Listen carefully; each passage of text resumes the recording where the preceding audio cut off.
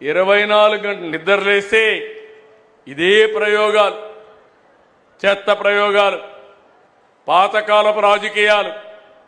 మొన్న బయట వస్తే మీరే చూశారు, బయట వస్తే బలవంతంగా మనుషులు తీసుకొస్తారు, వాళ్ళ కారుల కిందనే మనుషులు చంపేస్తారు, చంపేసి మళ్ళీ గవర్నమెంటే చంపిందని మన మీద నెపవేస్తారు. పరామర్శలో పోతారు, పోతూ పోతూ మనుషులు చంపేస్తారు, వీళ్ళు మాత్రం పరామర్శించరు. బతుకుండే వాళ్ళని పరామర్శిస్తారు, బూతులు తిట్టిన వాళ్ళని పరామర్శిస్తారు. నీకోసరం వచ్చి చనిపోతే పరామర్శించిన పార్టీలు ఇవన్నీ. అందుకే నేను అడుగుతున్నా, నేను చెప్పకూడదు అనుకున్నాను.